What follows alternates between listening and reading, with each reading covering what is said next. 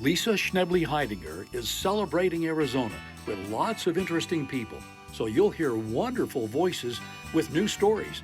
Grab your favorite drink and settle in. We're celebrating Arizona, going everywhere from A to Z, and we're off.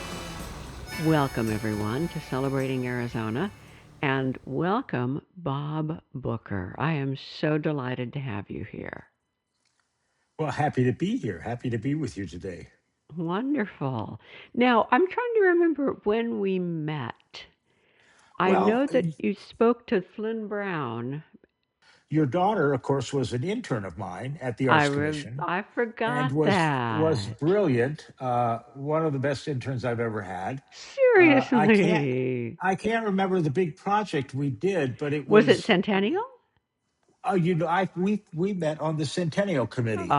That's where Okay, you and I that's met. where. Uh, All and right. uh, your daughter Sedona just I believe had applied for an internship, and I was looking for someone to work with me. What I can't remember is what the project she worked on, uh, but I know it was very successful, and we had a great time doing it. But I Excellent. think you and I were both on the Centennial Committee for the state of Okay, that Arizona, would make sense. and that's So where that we was met face to like face. probably Yeah. like 2010, 15 years ago ish. Yeah, and it was the committee was chaired by a former judge who was just brilliant. I thought, great committee chair. Committee chair. I remember Ken Bennett running the meetings in the tourism office. Karen Churchard Yeah, was one Karen of the, was involved. Yes, of yeah. course, and it's still someone I keep track of. Oh, Um, that's nice. and yes, I'm trying to remember the judge's name. A very smart guy, as most judges are. Um, and But no, it was a lot of fun planning the events and the license plates and all the packaging and Yeah. wonderful artists that created the banners along the Capitol. Local Latino artist, did those. And didn't we have? Oh God, Mr. Las Vegas. What was his name? Perform. He's been Boy, performing in Las Vegas for like decades. we well may, and I have probably lost half of what went on. I remember the ceremony that launched the countdown to the centennial, and that was in Okay, Prescott on the courthouse steps when they that would make unveiled sense. Ed Mell's mock up of the centennial stamp that he had designed Yes, for the yes, centennial. And yes. then lots of meetings, and then the actual day. And actually, Sedona got to be at the kickoff, the ceremonies, because she was in the Barrett Choir from ASU, and they were Oh, okay. chosen to sing at the opening ceremony. So my dad, Larry, and I were there together early. We had our little VIP passes, and I got to take Sedona into the big tent and get her coffee, and it was such a great day. Just a Yes, yes, marvelous event. yes. Wayne Newton, that was the Oh, performer I from didn't Las Vegas remember that that. Okay. performed during the centennial. Yes, yes. That I had lost. So that's when we met. And I still remember, and I think you spoke to the Flynn Brown group that I was in. I Um, did. and I still tell the Rug Buddies story. Are you willing to tell that again? Because I've Of relied on that course. so many times. Of course. Well, we have a poet laureate in Arizona. Um, the original one was Alberto Rios, Yeah. and we established that position through legislation. And I was working with the senator, Senator. It'll come to me. Okay. But I was working with a senator. I went into his office and looked down, and there was an Afghanistan war rug, which is a very unique rug. It actually uses, rather than geometrics on most of your Persian rugs, geometrics are flowers. It Mm-hmm. actually has items of war. So it has a border of hand grenades, and then another border of fighter jets, and then in the center, maybe a circle of machine guns. And these were crafted by Afghanistan artists, weavers, back in those days, back in the days during the war. Um, and I made a comment that I said, "This is an incredible war rug that you have." And he goes, "Oh, nobody knows what this is. Nobody recognizes this." And I said, "Senator, I actually have one myself. I have an earlier version that actually interpreted when the Russians were going to attack a particular village in Afghanistan, and Oh. it uses iconography that showed the time of year, the number of Russian troops, the number of local troops. It was something that you would have woven to tell the story, and then you'd put it in your living room on the floor. You'd invite your friends over for tea, never mentioning or focusing on the rug at all, but everyone could read the rug Oh. and could read the time when things were going to happen. And Senator Melvin, who was the gentleman that helped make this bill possible, um, had this rug on his floor. And that started our relationship back and forth. And we held a variety of hearings with people talking about the need for a poet laureate. What would a poet laureate do? He was very interested in engaging young people in language and engaging young people in writing. And so he thought this was a brilliant method of connecting young people in our schools with writers and with poets. And as I said, we did a selection process at the Arts Commission, and our poet laureate was selected by a committee and approved by the governor. Um, and was Alberto Rios, who's a professor at Uh-huh. the University of Yeah. Minnesota and a Yeah. brilliant writer and a wonderful speaker as well. Not all poets can read their own work. They Makes sense. typically, it becomes kind of stilted or rhythmic. And Alberto could tell a story using his poetry wonderfully well. Yeah. Well, what I remember about that was that you and Al were politically not necessarily aligned, and that you found a rapport with him in the War Rugs, Yeah. and therefore formed a strong alliance that might not have been possible had you not created that rapport over a shared interest. Well, indeed. I am a Democratic Farmer Labor member from Minnesota with the likes of Hubert Humphrey and Paul Wellstone and Fritz Mondale. So, no, we did not share a political viewpoint, but we did share a common goal, which was Yeah, young people and yeah. the education of young people and the love of not only the written word, but the spoken word. And that's where we found a commonality that we could both live Mhm. with. And that's what enabled us to accomplish something. Yeah. And I'm trying to remember that we also had that bill was supported by a House member that was a Republican as well. Now, this is in the days when Republican, the term in my mind meant a different thing than Yes. it currently does. But Yes. I'm a political animal. It was collegial back then. It was collegial, and people talked to each other, and people Yeah. respected each other. Yeah. Mhm. Yes, indeed. But no, that was a great bill to have passed, and we have a new poet laureate who's a Navajo woman who is a writer and is our new poet laureate. I did not know that. Marvelous. Oh, that's great. Now, Yeah. tell me what brought you to Arizona and what made you stay. Well, the job, actually. I had been in Minnesota, and I was in Minnesota for 28 years. And I spent the last 20 years with the Minnesota State Arts Board, and the last 8 of those years as the director of the Minnesota State Arts Board.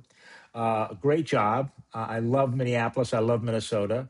And the job opened up down here, and at the time, it seemed like a great opportunity for a little bit of a change. And, you can only do so many years of Minnesota winters. I So can only the imagine. idea of a winter where I could wear shorts on Christmas Eve just seemed wonderful to me. So And I had worked with the former director, Shelley Cohn, and I'd worked with her staff on a variety of projects, joint projects Okay. together. So I knew the team and I knew the environment.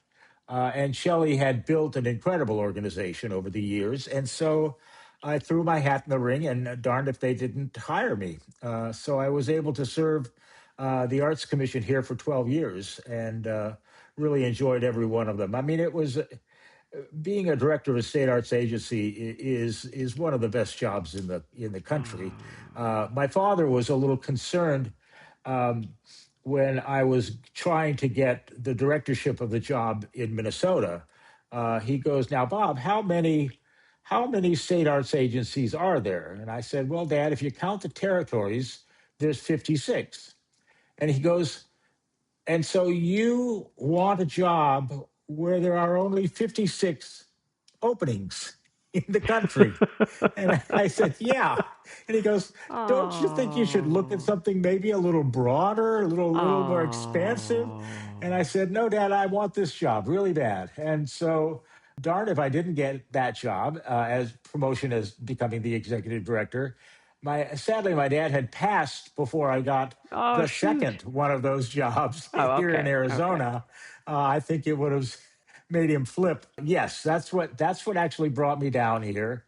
I have enjoyed it ever since, and I love Arizona as a state, as the diversity of our population, the variety of folks, the variety of outlooks, the energy that I believe Arizonans have, which I think is very unique across the country.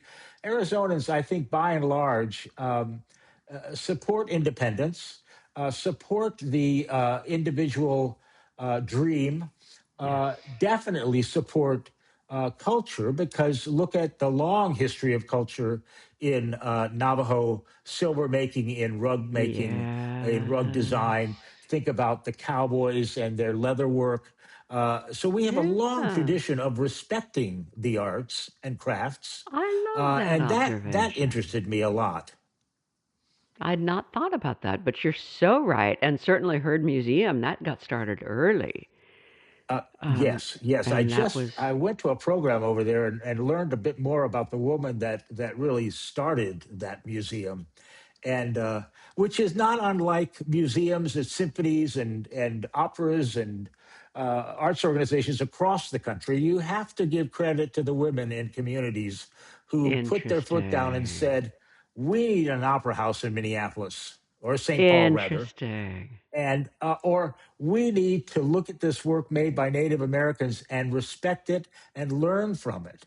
And so women across the country have truly led the development of culture across America. I mean, I don't think you can go to any city, old or new, in the country and not recognize the role that women have played in ensuring that the arts and culture and crafts are there for our communities and there for our children.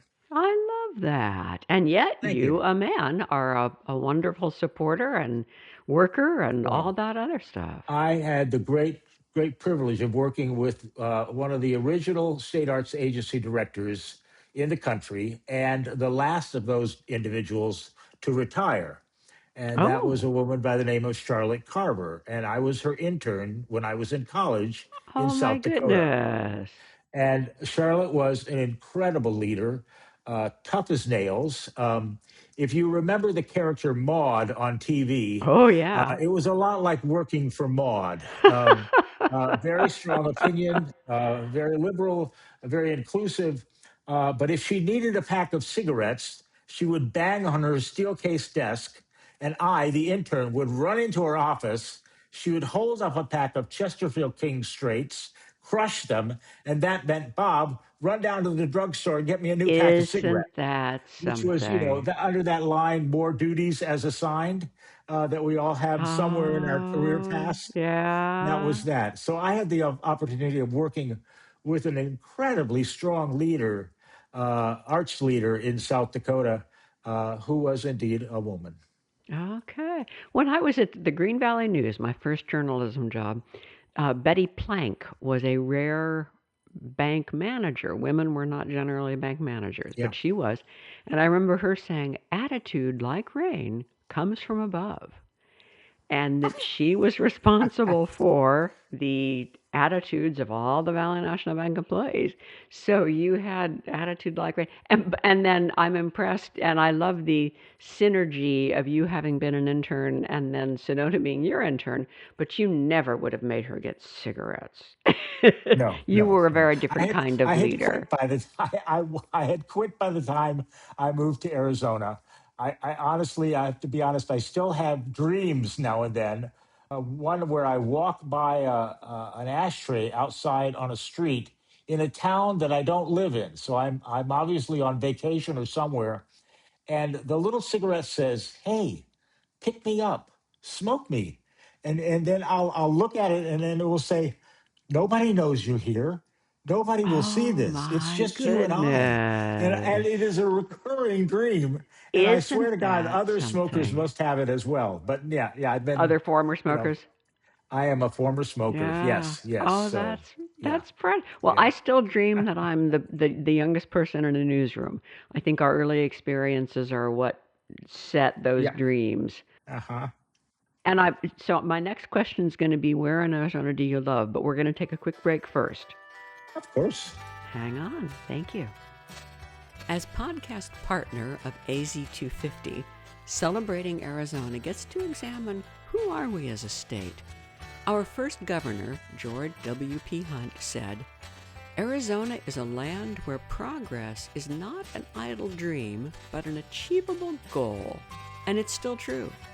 We are iconoclastic, independent, individual enough not to drink the group Kool-Aid and go along with the herd.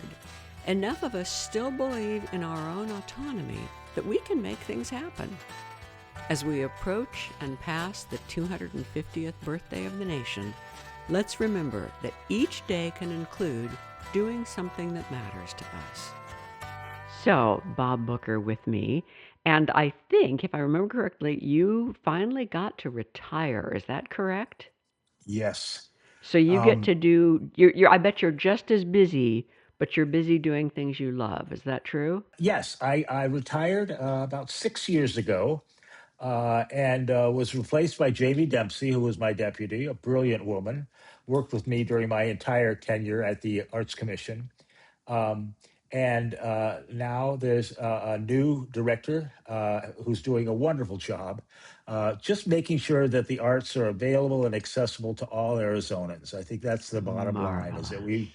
we work with nonprofit organizations, we work with individual artists, we have an incredible program that places seniors in direct contact with working artists to go back to what maybe they did before they got married, before they had kids, before they did a full time job, and go back to those art forms that they were or wanted to participate in, and by putting them in contact with a professional artist, writer, dancer, theater artist, painter, um, it helps them to gain an additional knowledge and additional skills in that particular area.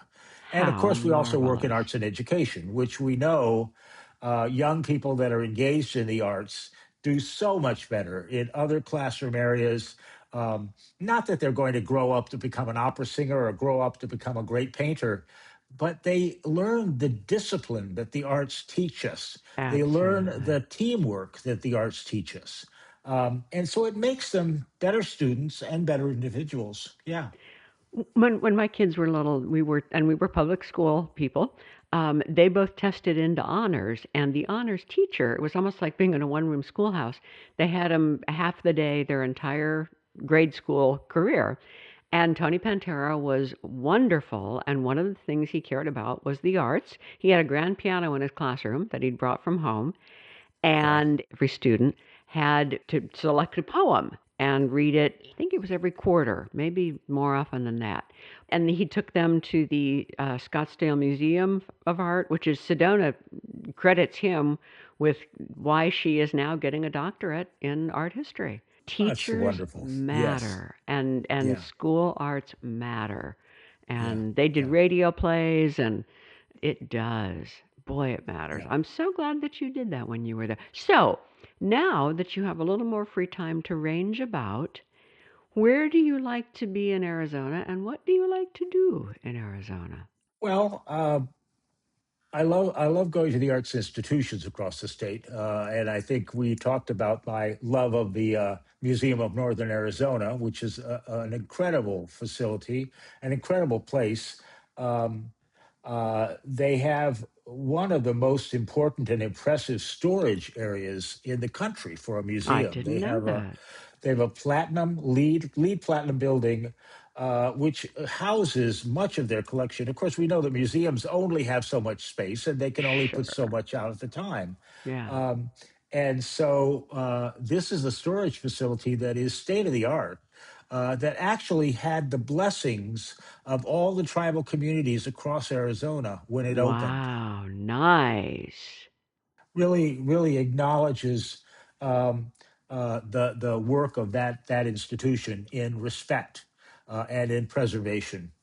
So that's a favorite place to visit. I love visiting Bisbee just because it's Bisbee. I mean, it's a unique place in the country. Tucson is a favorite city. I'm charmed There, because Sedona is a huge Bisbee devotee, and yes, she and her partner now live in Tucson, and that's where she's getting excellent. her doctorate. But I hope that she gets a chance to interact with you again on any old level. That would be lovely. I Yeah, like that she's she's gotten to know you such for an a long time. engaging individual. Yes, yes. Hmm. And art history. Wow, what a great area. That opens up a path to museum work, curatorial work, Yeah, um, running a gallery. I mean, it's such a great way to look at history, and what a great way to sort of view the years that have passed in America and the world is to look at the artwork that was coming out of communities and individuals during historic times. good point. Um, and I'm a big fan of historic places. So again, Tubac is a favorite city of mine. Oh, Great nice. restaurants, great little galleries. But you walk around the mission, you get a sense of history, and you get a sense of what was here Yes. before me in these communities. And I've done Tubac on this podcast, and somebody in Tubac told me that they call themselves El Corazon de Arizona, that they feel Ah, like they're the heart of the the heart of state, partly Arizona. because the cultures meld and mingle so joyously and deeply and always have. Yes, White yes. territorial settlers, tribal members, people up from Mexico, that it's a, and I don't know if you remember that Tubac has the only that I know of cemetery. It in the wrought iron letters in the gate, it's cemetery, and it's Really? cementaria merged with cemetery. And I Ah, don't know if that's okay. on purpose, but I love that they do meld the cultures. Yeah. And And that's Arizona at its best, isn't it? When we can do it that.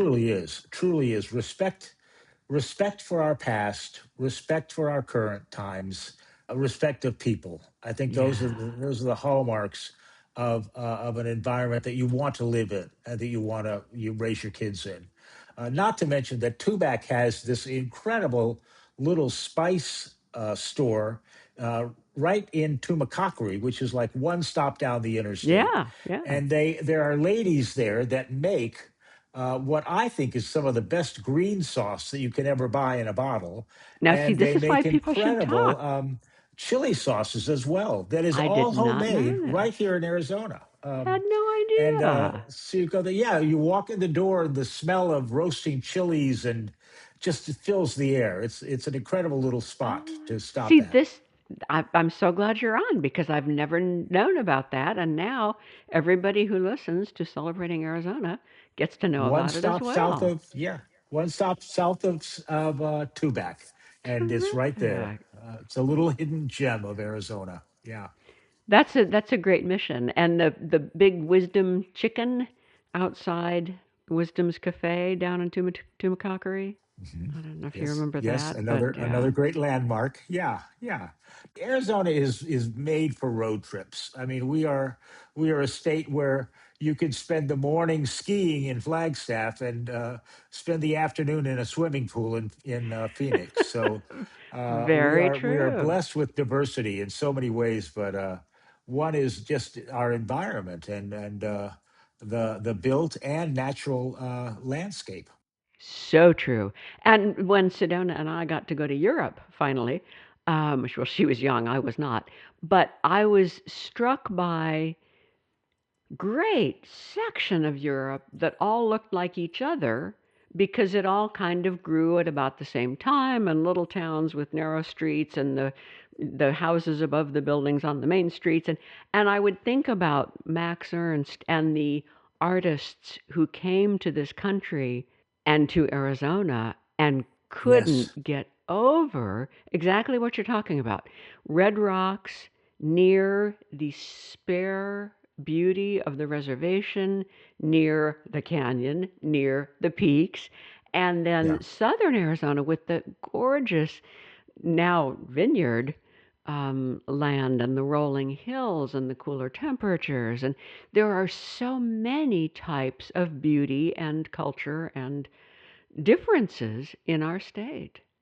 And did we mention food? The fact that Oh, let's mention food. Tucson is is like one of the, I think it's the only city in the country that is a UNESCO food site.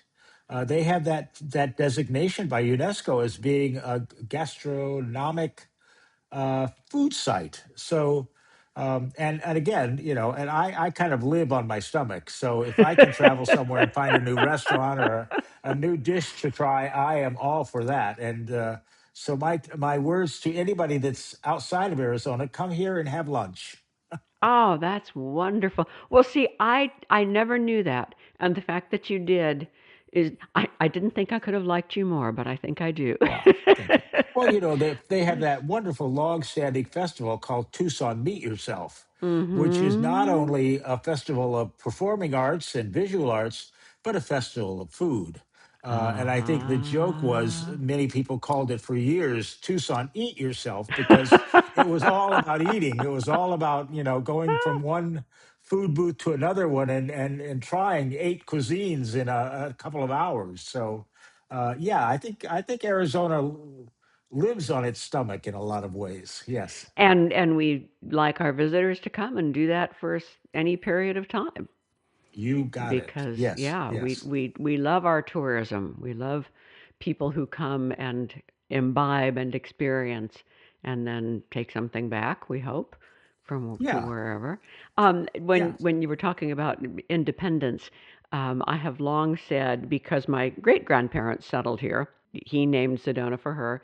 And so I feel like I get to say that Arizona is largely populated by people who did not necessarily play well with others where they had been. And I think that the individualness of Arizonans, I've been told that for every three people who move here to move on, the one who stays is the Arizonan, Yeah, and that interesting. we do treasure individuality and creativity and things that haven't already been solved, done, Yes, resolved, finished. yes, That's yes. I love that. I think you're saying that spirit still thrives here. Well, I think that's what I found about that was one of the things that was compelling to me to work in the arts in Arizona was that this is a state and we have cities where if you have a dream to create something, to create whether it's an arts organization or artist colony or whatever, you can do that here. There's room for it, and there's interest in it. So, many of our communities on the East Coast and in our larger cities, people have sort of they've got everything.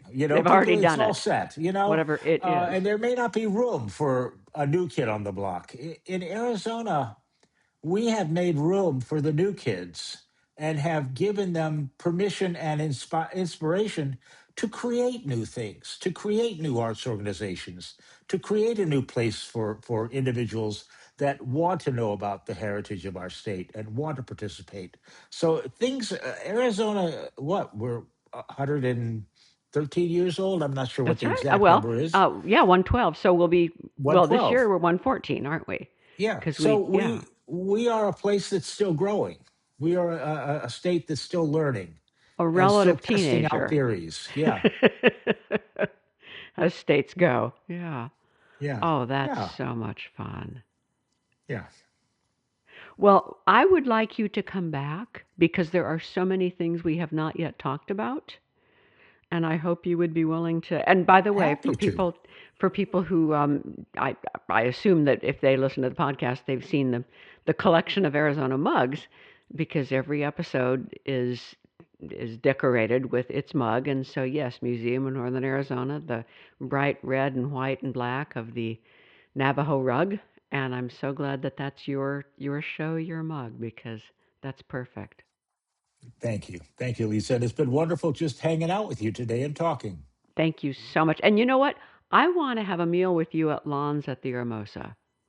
Mm, I have not that would be done that, yummy. and it's my happy place, and I don't know how deeply enmeshed in Lon McGargy you are, but Ed Mell told me a great Lon McGargy story that I would love to share with you, and let's do it there. Love it. Sounds perfect. All Thank you. right. Thank you for your time. Thank you so much. We'd really like to hear from you about anything this show led you to think about. Write to us at celebratingaz.com. The wizard behind making a conversation into a podcast is Tom Heidinger. The music comes from Daniel Blattman. And I'm Dana Cooper.